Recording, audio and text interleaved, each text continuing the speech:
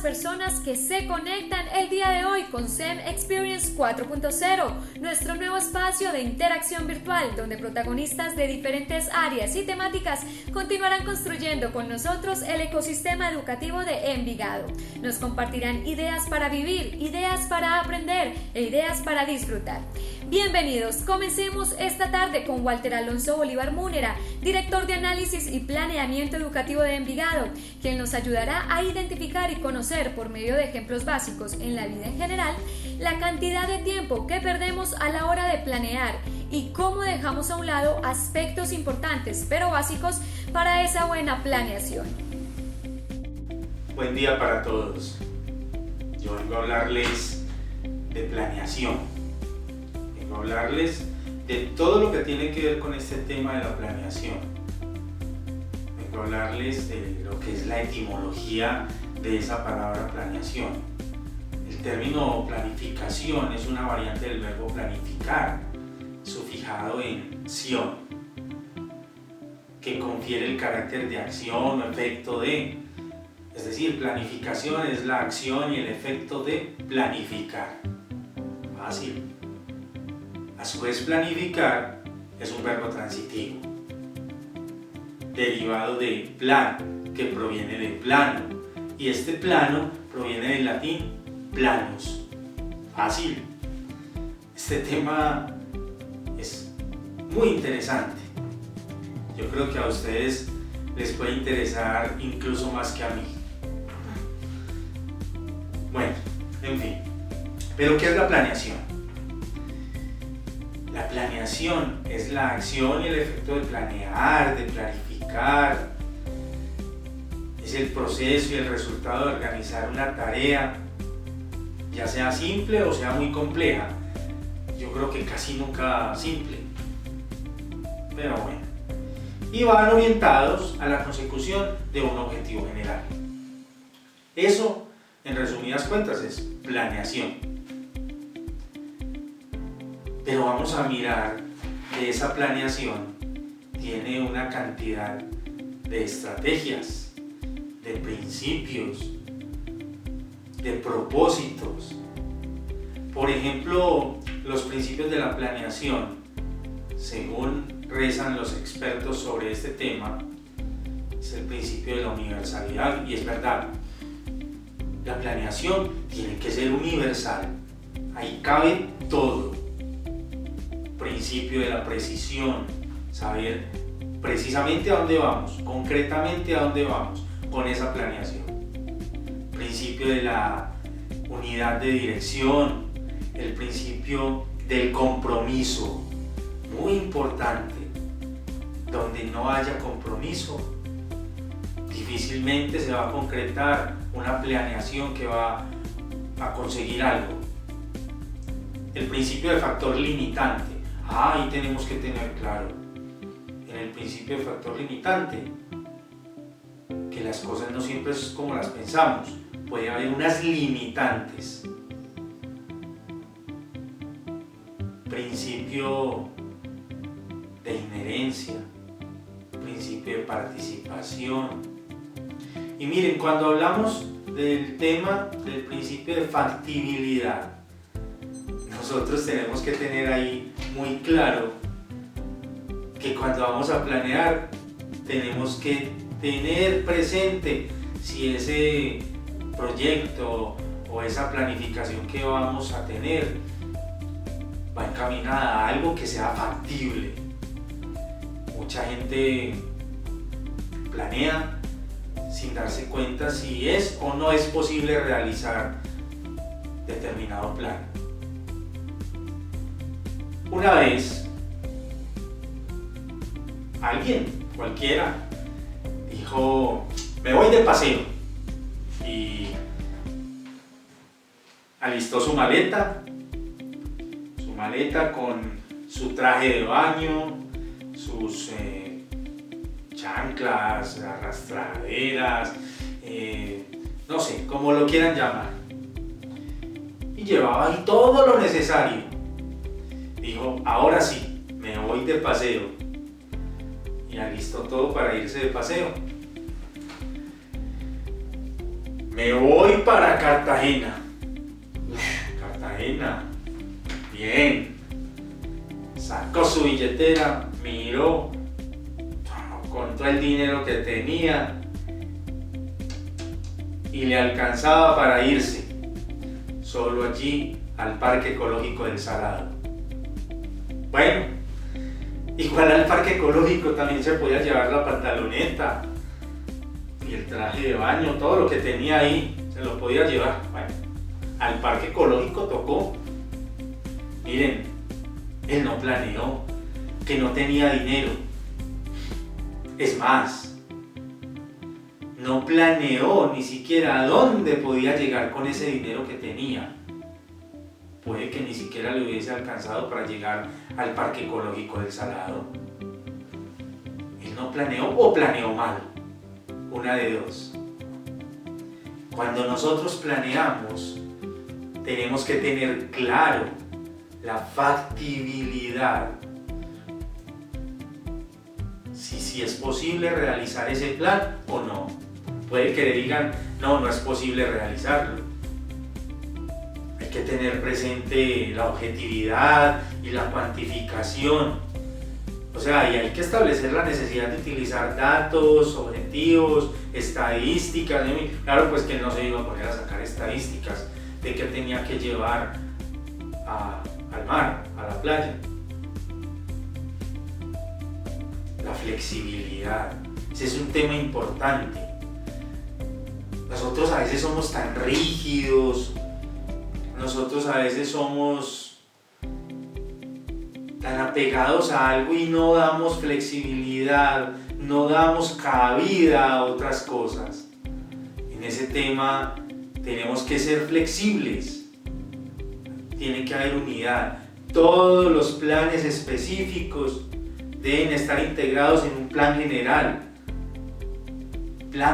que nosotros hacemos, y eso tiene que ir encaminado a un propósito general.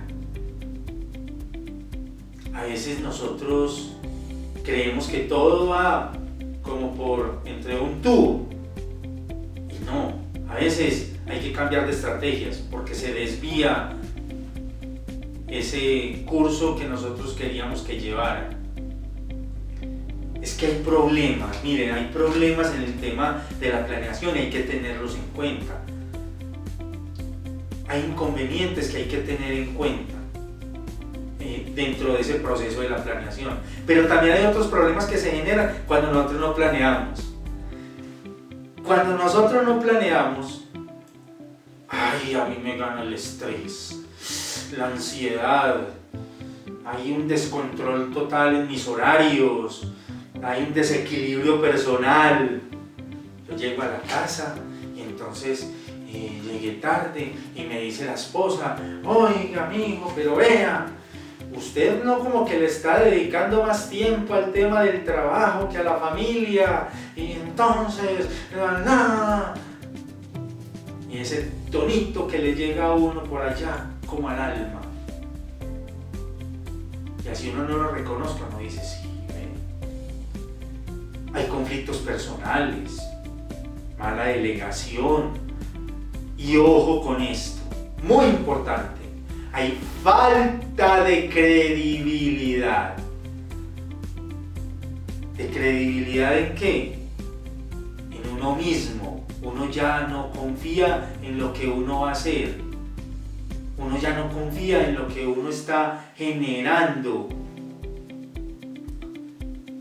Y se le genera esa falta de creatividad también. Y se le genera esa falta de visión y esa falta de ir por un rumbo claro.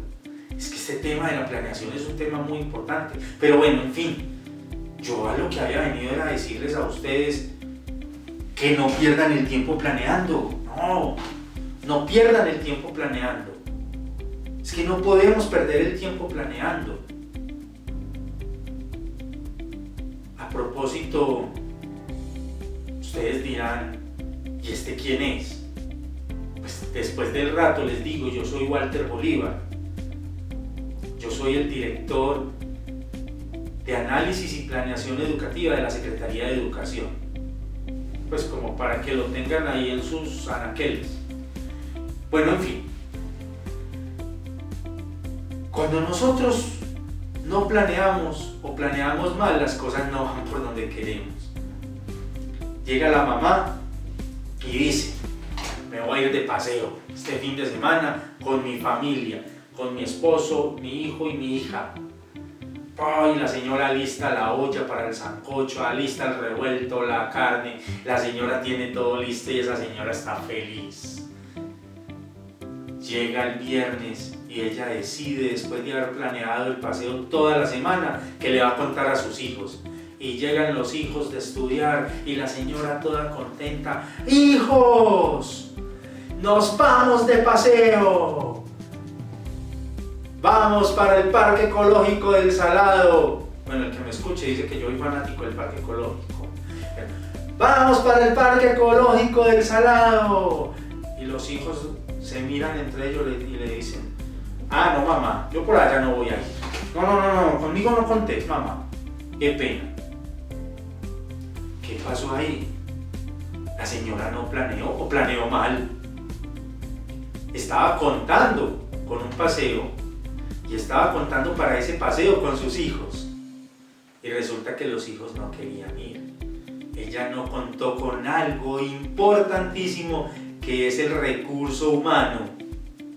A veces en las empresas, a veces en nuestra entidad, a veces en nuestra institución no contamos con el recurso humano para planear.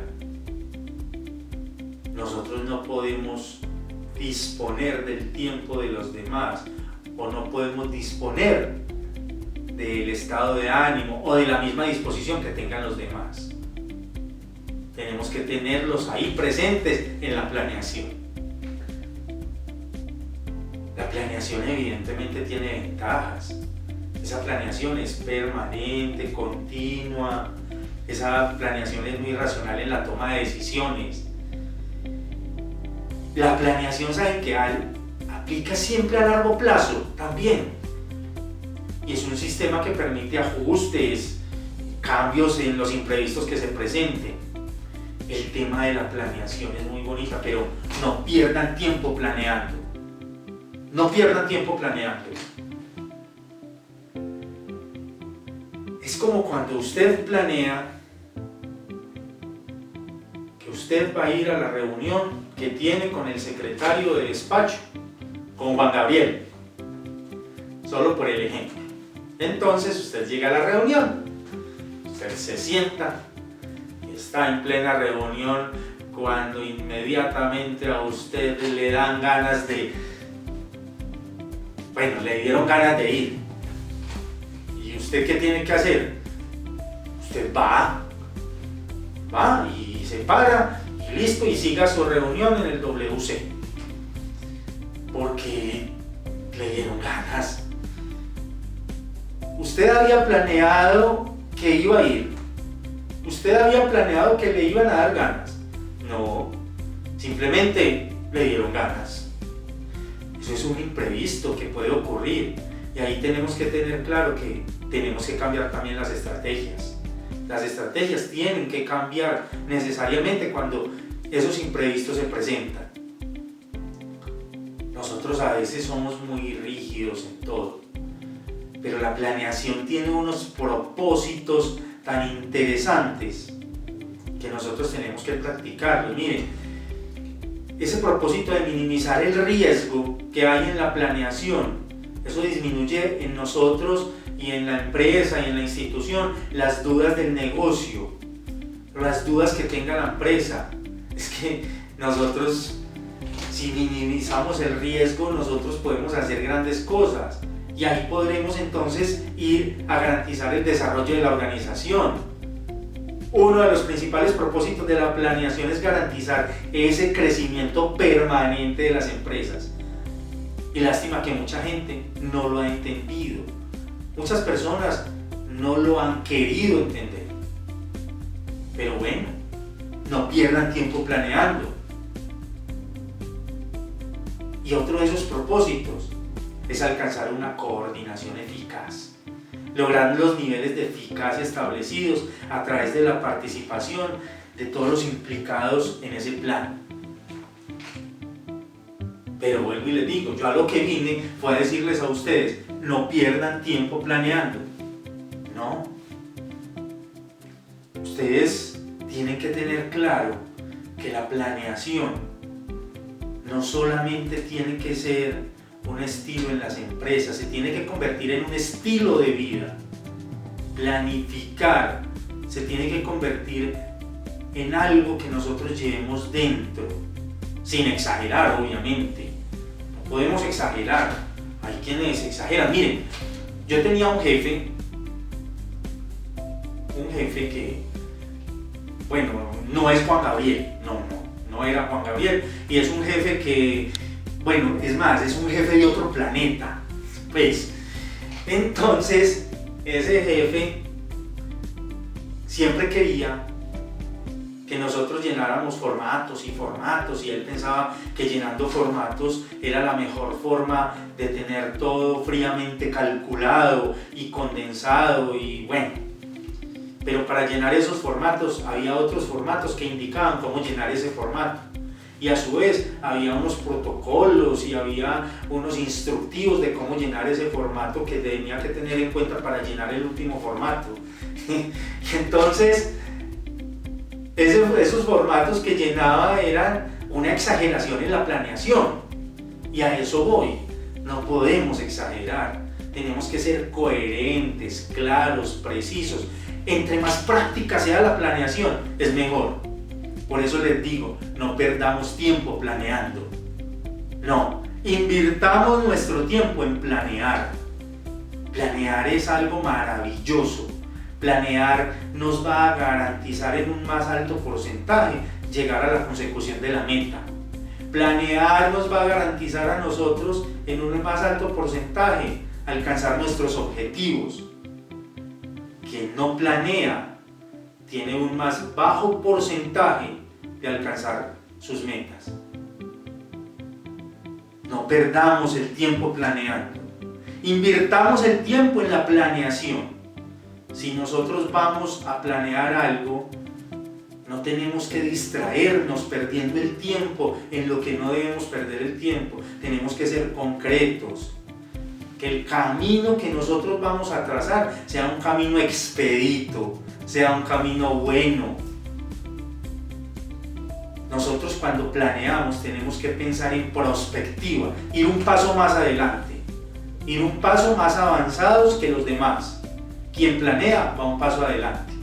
La invitación es esa, a que planeemos, a que estemos siempre en consonancia con el ritmo de vida que tenemos, y más ahora en esta pandemia, en esta epidemia, que tenemos que ir adelante, tenemos que ser innovadores y tenemos que ir siempre a la vanguardia. Nosotros somos los encargados de que el rumbo vaya por el camino correcto. Si planeamos, si no perdemos el tiempo planeando, sino que invertimos el tiempo en planear. Muchísimas gracias a Walter Bolívar por su gran presentación y por acompañarnos el día de hoy en este maravilloso espacio de interacción. Continuamos en SEM Experience 4.0 con Silvana Cardona Muriel, psicóloga especialista en salud mental y profesional de la Dirección de Calidad Educativa de nuestro municipio, con quien podremos analizar, reflexionar y conversar sobre el cómo estamos llevando la convivencia con nosotros mismos y con las personas de nuestro hogar, teniendo en cuenta la situación actual de nuestro país y del mundo. Hola a todos, ¿cómo están? En el día de hoy quisiera que conversáramos un poco a partir de cómo nos está yendo en todo este tiempo de cuarentena. Es importante tener en cuenta que al ser una situación atípica, pues nos ha tocado también reencontrarnos y reinventarnos, y es a partir de ese proceso que quiero que hablemos el día de hoy. Mi nombre es Silvana Cardona, yo soy psicóloga, especialista en salud mental de niños y adolescentes. Llevo alrededor de 10 años trabajando en todo el tema de familia, y al mismo tiempo llevo haciendo procesos educativos con instituciones y con municipios. Durante todo este tiempo, en el que también me especializo mucho en trabajar con familias, con parejas, en las relaciones entre padres e hijos, es donde hemos ido encontrando todo un proceso distinto que nos permite esta temporada de cuarentena o casi que cincuentena, porque pues además se nos está alargando bastante. Y en ese encuentro con uno mismo empieza un proceso que se denominan los monólogos. Y los monólogos es toda esa autoescucha que yo me empiezo a hacer, pero también ese autodiálogo, esa autorrecriminación en la que podemos encontrar procesos que pueden ser muy propositivos o que pueden ser muy negativos. Esos monólogos suelen ser amables o suelen no serlo. El encuentro con nosotros mismos nunca es fácil. Y ese encuentro que a veces tenemos también con nosotros mismos nos permite evidenciar qué situaciones podemos tener nosotros de vacíos, de pendientes, de huequitos por allá que todavía no nos hemos atrevido a destapar, pero que ahorita que estamos pasando tanto tiempo en nuestras casas, siendo papás, siendo hijos, siendo profesores, siendo trabajadores, siendo personas, ante todo personas, individuos, es en ese espacio en el que nos estamos encontrando que se hace inevitable destapar un poco esos tanques y darnos cuenta que pueden surgir muchas cosas. A partir de ahí yo le pregunto mucho a las personas en este momento cómo están viviendo, con quién están viviendo, cómo te la llevas contigo mismo. Esa pregunta es muy importante porque para yo saber cómo me la llevo conmigo mismo, mucha gente me dice a veces es que vivir solo puede ser muy difícil o encontrarme en un espacio a solos ya a veces lo evito porque me empiezan a surgir por aquí unos muñequitos o una cantidad de cosas que hablan de mí mismo y en ese entonces uno debe mirar cómo me la llevo conmigo, si yo soy una persona agradable para estar, si yo soy una persona agradable para compartir con otros, si yo soy una persona chévere que presentaría de pronto para estar con alguien, o si por el contrario empiezo a encontrarme una cantidad de características que de pronto quizás no son tan amables. Es en esa medida entonces que debemos buscar también cómo me la estoy llevando, cómo estoy viviendo conmigo en ese sentido. Y desde ahí poder ver muy bien en ese autorreconocimiento de las cosas que voy teniendo que me encuentro. Si yo me encuentro con unas situaciones que pueden ser difíciles para mí, a las que quizás no les he prestado mucha atención, si yo me encuentro también que de pronto hay asuntos pendientes, hay asuntos por resolver. Y no solamente conmigo mismo, ahorita también esta cuarentena nos está llevando a identificar con quiénes vivimos, con quiénes hemos estado viviendo y con quiénes hemos construido una historia. Entonces me encuentro unas familias también allí que están redescubriendo unas nuevas relaciones, me encuentro unas parejas que están redescubriendo otras formas de ser, unos hijos que quizás no había descubierto porque antes entre el trabajo, ir al colegio, volver, llegar solamente a cenar y ahorita estamos todo el tiempo junticos ahí en esta casa, entonces estoy descubriendo unas nuevas relaciones. Y en esa medida de las personas que voy redescubriendo con las que convivo, llámese en pareja, llámese en familia, llámese en papás, llámese en hijos, llámese en mascotas o llámese en solo conmigo, voy también pudiendo ver qué asuntos antes no tratábamos como familia, como por ejemplo, yo le digo mucho a los padres que vienen a consulta, sus hijos tienen permiso a equivocarse, o a los profesores, sus estudiantes tienen permiso a equivocarse. ¿Y por qué permiso? Porque es que a veces lo damos por sentado, pero realmente no lo permitimos. Entonces, hay permiso de equivocarse, hay permiso de enojarse, mi pareja tiene permiso de decir cosas que a veces de pronto yo no quisiera escuchar. Yo mismo tengo permiso a equivocarme, a saber qué siento, a estar furioso, a estar triste, porque vamos pasando también como por esa montaña rusa de emociones en las que yo puedo fluctuar como buen humano y sobre todo en esta temporada. Entonces, en ese sentido, de esas emociones por las que fluctuamos y por las que también nos debemos dar permiso, a mí hay personas en estos días que me han llamado y me dicen, es que hoy no pude soportar más y exploté. ¿Válido? Es que esta situación por sí misma está siendo compleja para todos y está generando una presión de más a la que ya estábamos acostumbrados quizás o a nuestras rutinas normales. Entonces, en esa medida es importante darnos el permiso de vivir distintas emociones por ahora, pero también de comprender cómo estamos cumpliendo multitareas, cómo estamos haciendo tantas cosas al tiempo y en un solo espacio encerraditos, que es nuestro espacio de casa, así algunos de pronto estén saliendo a trabajar, vamos encontrándonos con que como ser humano me agoto, me canso, me estreso, puedo encontrar otras formas de mí mismo que quizás yo no tenía en cuenta. Entonces, en esa oportunidad de redescubrir, voy encontrando que mi casa interna y mi casa externa, que es esta que yo habito también, puede ser un espacio que quizás necesite limpieza. En mi casa interna pues debo encontrar entonces, como decíamos ahora, a partir de esos monólogos, de esas autoconversaciones que me van hablando, todos mis miedos, mis distintas emociones, reacciones, mis asuntos pendientes, las cosas que quiero lograr, y empezar a no solamente tomar conciencia, porque muchos toman conciencia pero no generan la acción. Y en esa medida, así como quiero limpiar esta casa interna, voy a limpiar esta casa externa. ¿Cómo limpio yo mi casa externa? El espacio de mi casa debe ser un espacio muy acogedor. Y lo acogedor no lo hace solamente como la estructura de una super casa, sino lo que habita. Entonces, ya analizamos con quién lo habitaba, ahora es con qué lo habito. ¿Qué muebles tengo yo en mi casa? Si son cosas que mantengo arrumadas por ahí de pronto en desorden, o si por el contrario, yo tengo objetos que tienen un propósito y que tienen un sentido. Eso es muy importante, porque las cosas deben adquirir vida y deben adquirir sentido en la casa. Entonces, a partir de ahí, poder descubrir en esa medida si yo estoy bien con los muebles que tengo, si soy una persona que se está volviendo acumuladora de pronto, o si definitivamente mi casa requiere unas reformas, no necesariamente en la estructura física, sino en la manera como acomodo también los muebles y que eso me permita a mí sentirme en un espacio limpio, tranquilo, acogedor. Eso es muy importante. Cuando yo limpio mi casa interna y mi casa externa, paso a encontrar mi emoción base. ¿Qué es la emoción base?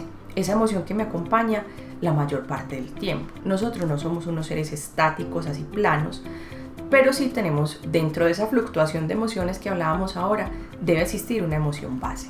Esa emoción base es la que define mi personalidad y la que, como ser humano, es la que más comúnmente saco. Entonces, si durante esta temporada de cuarentena mi emoción base ha sido, por ejemplo, que me estreso fácilmente, que exploto de manera muy rápida, que soy una persona irritable, o que estoy muy melancólica, que estoy deprimida, o que soy una persona que me estoy aislando mucho más, o si por el contrario, en medio de que a veces pueda fluctuar, estoy teniendo una emoción base de calma, de tranquilidad, de expectativa, a ver qué vaya a pasar con todo esto. Es muy importante que podamos encontrar cuál es nuestra emoción base, porque eso nos va a hablar mucho de qué tipo de cosas también debo yo trabajar en mí mismo. En esa medida, con todo este tiempo de la cuarentena y con todo lo que el monólogo nos está diciendo, también es válido preguntarnos qué cosas extraño de antes, de la rutina que yo tenía, de las actividades que solía hacer, de las costumbres que tenía, qué me está gustando también de estar en casa, de estar en este espacio de cuarentena, que he redescubierto, qué no me está gustando de estar en la casa, qué cosas también me he encontrado que quizás no deberían estar pasando, qué otras habilidades estoy descubriendo de mí mismo en esa medida, porque esto también ha servido para reinventarnos. Y en ese reinvento pues yo encuentro cosas que quizás no eran positivas en mí para hacer, pero otras en las que de pronto tenía muchas ganas de hacer y que ahorita en este espacio que estoy logrando tener, pues tengo la oportunidad. En todo ese entonces reencuentro que estamos teniendo es importante también darnos cuenta que no se trata de cambiar el mundo, o sea, no se trata de que salgamos de esta cuarentena iluminados completamente, teniendo todas las respuestas a las cosas, ni siendo la mejor persona del mundo, no. Pero sí es importante que podamos aprovechar este espacio que nos está dando la vida, que nos está dando el mundo, que nos está dando el planeta, y cada cual con el significado que desee tomar, pero ante todo un espacio para nosotros como personas, como hombres, como mujeres, y que en esa medida ver qué voy encontrando. Durante esta presentación han ido ustedes viendo también unas imágenes de Tute. Tute es un caricaturista argentino que me gusta mucho porque Tute logra recrear la psicología, las relaciones familiares, las relaciones interpersonales de una manera muy irónica, y creo que es importante también en esta temporada y en nuestras vidas, con lo difícil que puede ser y con lo difícil que a veces para algunas personas es más que otras, tener algo de humor. Burlarnos de nosotros mismos a veces es sano, darnos cuenta de pronto de qué tanto nos saboteamos o no en algunos momentos, pero poder dar un poco de alegría y de sonrisa es necesario. Entonces, a partir de esos monólogos, a partir de cómo voy yo redescubriendo las relaciones que estoy teniendo nuevas con mi familia, con mis hijos, con mi pareja, con mis padres, conmigo mismo, a partir de todo eso que me está diciendo esta autoconversación que estoy teniendo también en mis noches, en de pronto espacios de insomnio, con todo esto que estoy encontrando, la pregunta más acertada en este momento es saber cómo estoy, cómo me está yendo y cómo les está yendo con ustedes mismos. Gracias. Gracias Silvana Cardona por tu gran intervención y por compartir con nosotros todo tu conocimiento.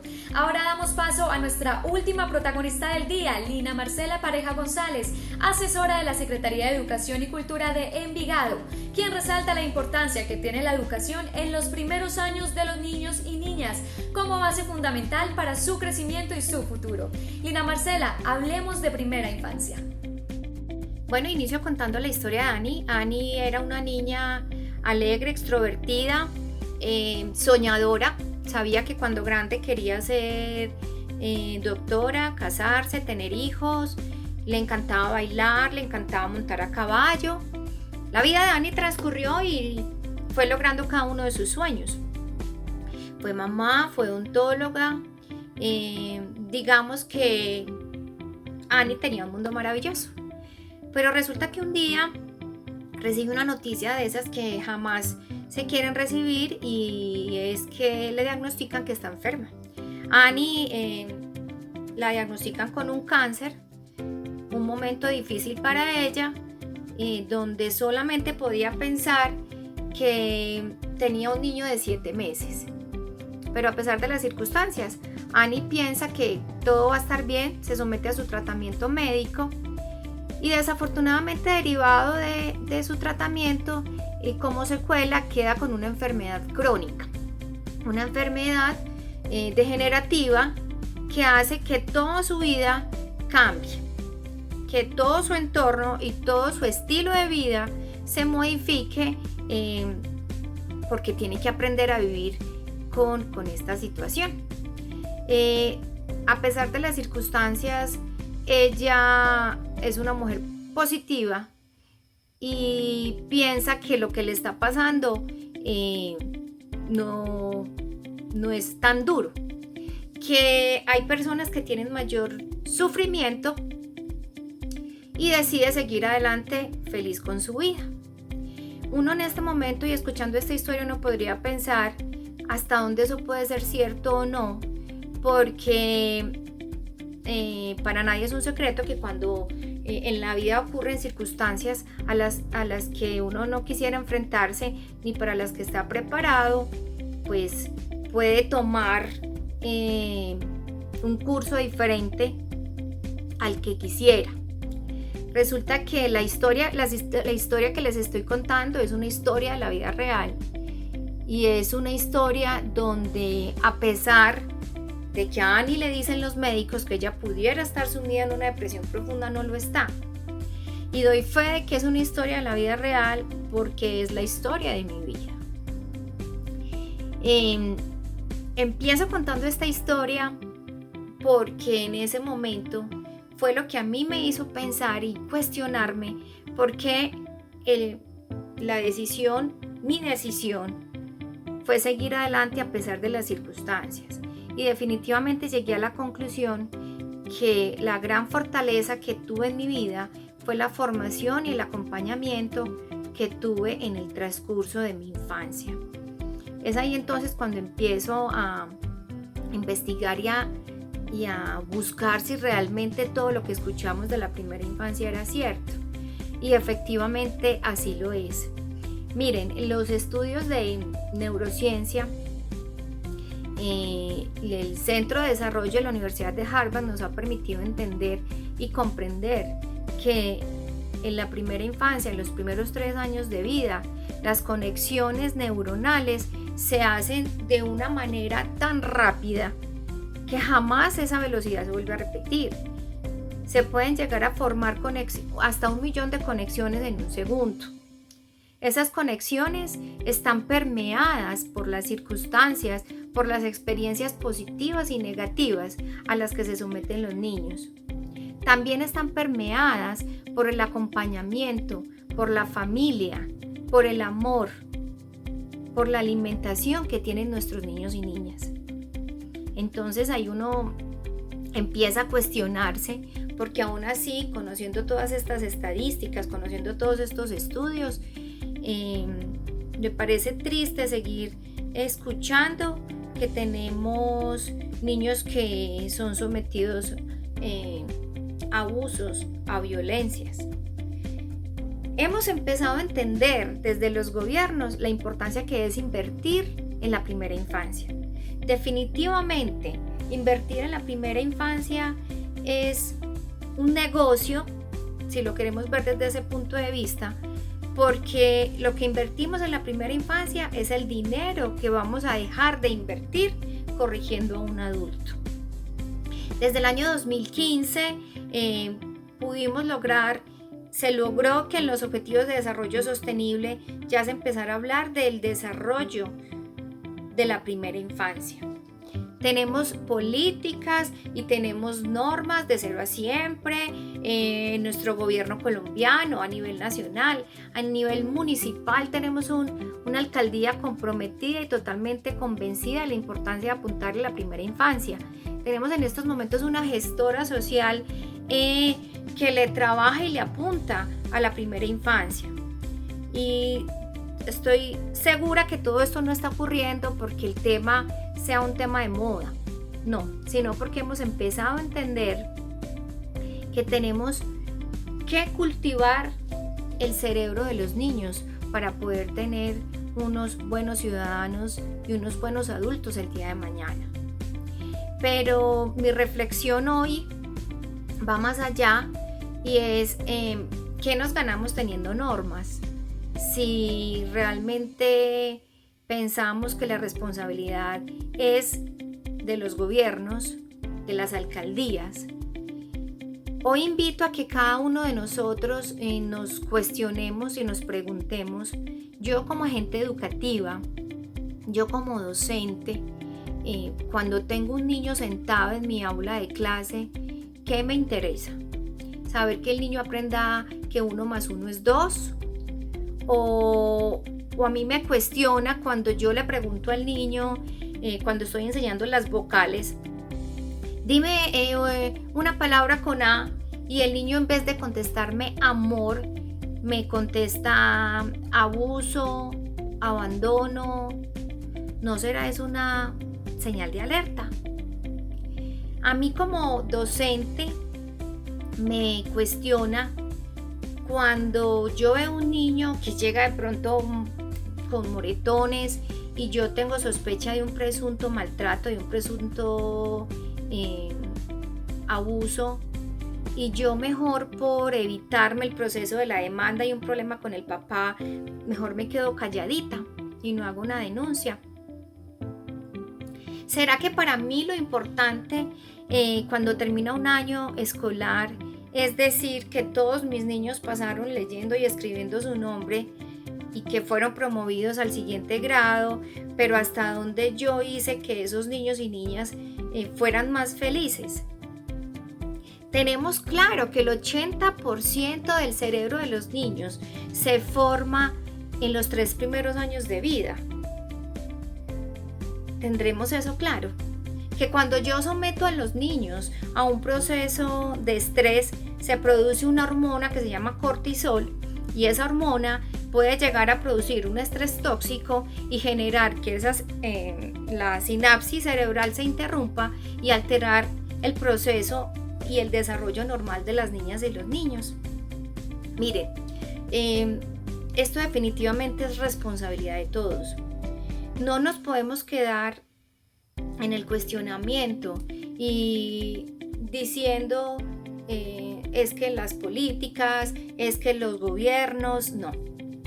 Hoy la invitación es a que entendamos que esto es un trabajo en equipo, que cada vez que yo tengo un niño, una niña al frente mío, la responsabilidad es muy grande, porque tú decides si escribir en ese lienzo que está en blanco, que tú tienes hoy la oportunidad de que sea mejor persona, o si por el contrario dejamos y pensamos que es un niño más. Definitivamente tenemos que entender, hoy nos estamos enfrentando a una situación aún mucho más compleja. Hoy solamente tenemos los niños a través de una pantalla. Hoy solamente estamos sabiendo de los niños a través de un teléfono. Por eso la invitación también es a que creemos estrategias a las cuales lleguemos hoy a nuestras niñas y niños. Hoy nos ha cambiado. Hoy este tema de estar en casa, del COVID-19 nos ha hecho pensar de una manera diferente. Pero no es pensar que nuestra responsabilidad es asignar unas tareas, no es trasladar la escuela a casa.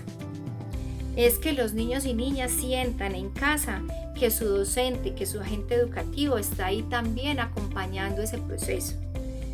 Que tenemos que seguir caminando con papá y mamá de la mano. Que cuando yo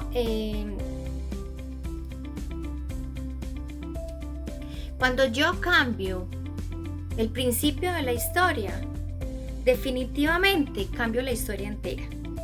Y hoy es tu responsabilidad y mi responsabilidad. Nuestras niñas y niños confían en ti y confían en mí.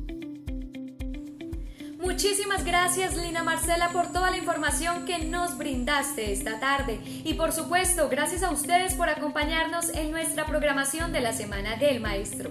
Los esperamos en nuestros próximos capítulos de STEM Experience 4.0, un lugar donde la creatividad tiene sentido, la innovación es posible, la disrupción es lo cotidiano y donde la evolución es para nosotros el día a día.